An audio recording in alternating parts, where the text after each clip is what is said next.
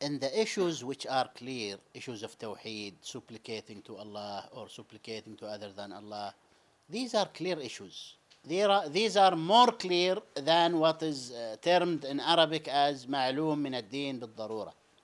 معلوم من الدين بالضرورة means some kind of knowledge which everyone should know, every Muslim should know. You know that the bread is halal, right? Water is halal, right? You know that khamr is haram, right?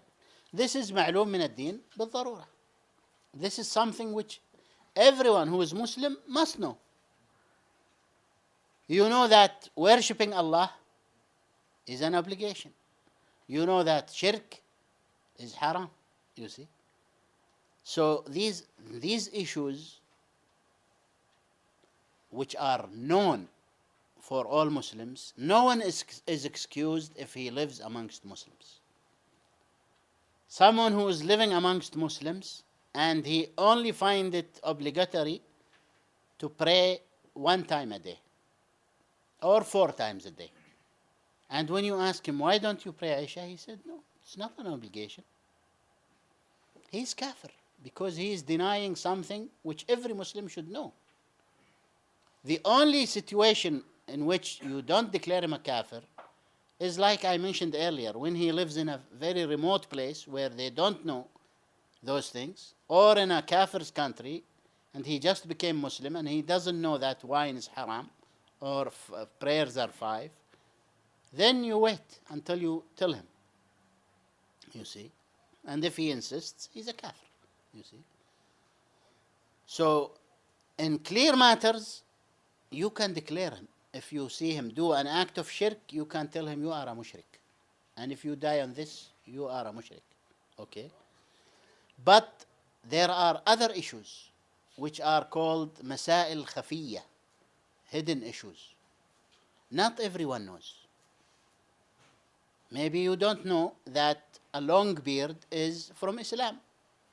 So ignorantly you come and deny it and you say, what is this dirt? Why are you doing this? Why don't you make your beard nice and this and that? What you're saying now is kufr because you are calling the sunnah of the Prophet ﷺ dirt. But this is a hidden issue.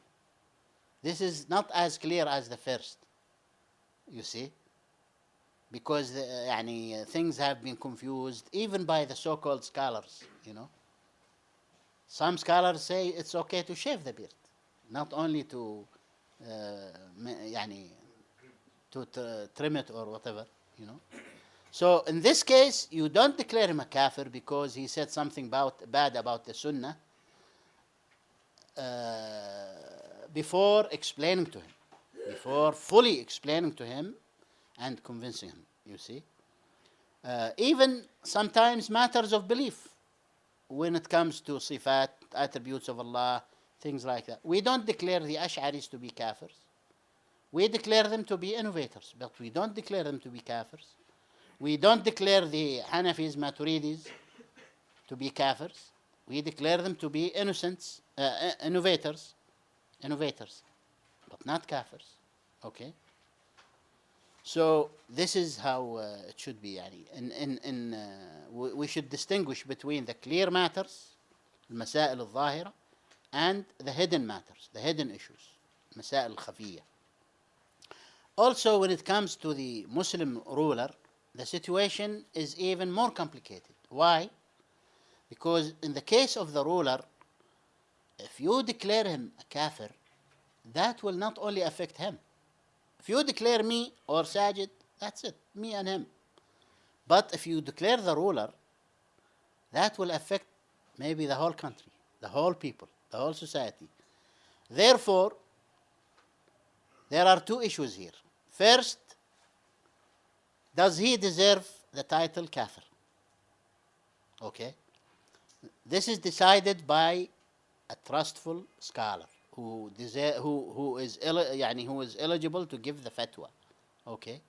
Second, after deciding that he deserves it, they should also decide whether it is time now to say it or not. Maybe if we say it, we will worsen the situation. and we will create more evil. You see? So that's another thing. That also needs a fatwa from the scholars. You see? So this is if he is a ruler, okay, or something like that.